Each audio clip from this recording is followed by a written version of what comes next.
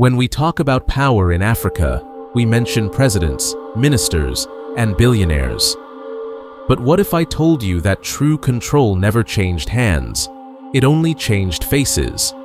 That behind every throne, every coup, every flag, lies an unbroken chain of bloodlines stretching back to the dawn of empire. This is the hidden battle for Africa's soul, a war fought not with armies, but with ancestry.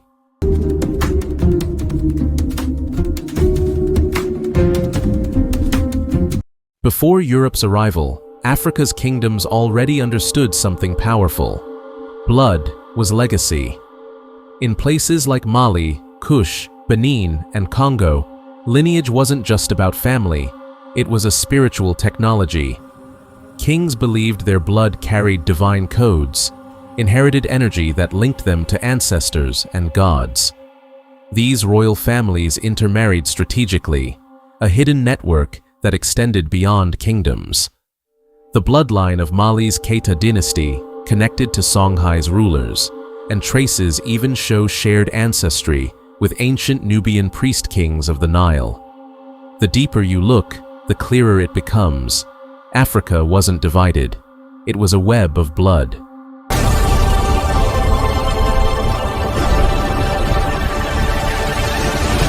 When European empires invaded, they didn't just take land, they targeted royal blood.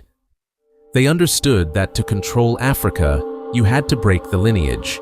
So they exiled kings, assassinated heirs, and installed friendly rulers.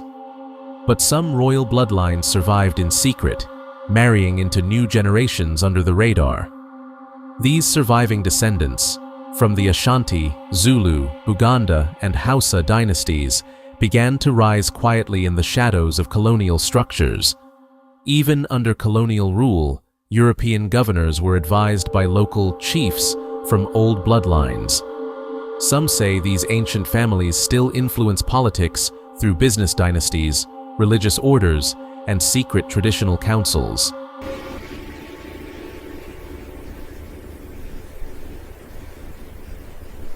Let's talk about the bloodline network, not written in any textbook, but whispered in every royal court. Each region had its own guardians. In West Africa, the custodians of Ifa guarded the sacred genealogies, linking Yorubaland to ancient Egypt. In Central Africa, descendants of the Congo kings still gather yearly, hidden under the guise of cultural festivals. But what's discussed there isn't dance or drums. It's legacy, influence, and succession. In Ethiopia, the Solomonic bloodline claims descent from King Solomon and the Queen of Sheba, a claim that once legitimized emperors and now quietly shapes regional politics. These families share one goal: to preserve their ancestral control, no matter who wears the suit or uniform.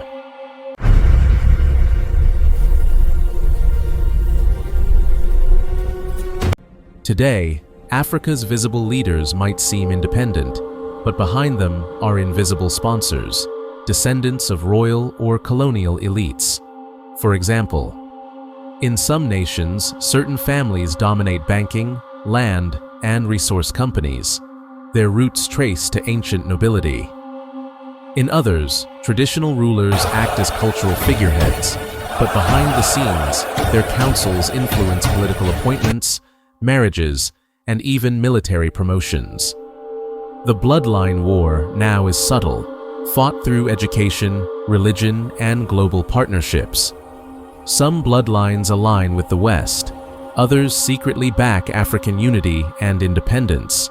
And in between, a new generation of hybrid heirs, part royal, part corporate, are rising to claim the continent's future.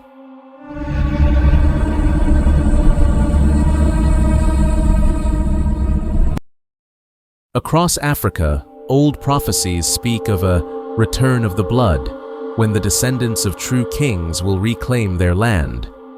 From the Dogon of Mali to the Shona of Zimbabwe, oral histories tell of hidden heirs who will rise when the world rediscovers its ancient past.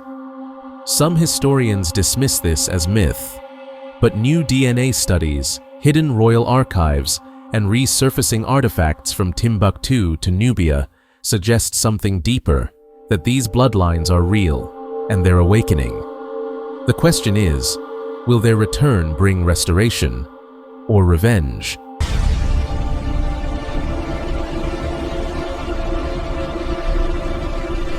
Africa's story isn't just about land or gold. It's about blood, who owns it, who spilled it, and who carries it now. The kings are gone, but their blood still walks among us. And until we understand that, we'll never know who truly controls Africa. If you enjoyed this video, subscribe, like, and share. Yay!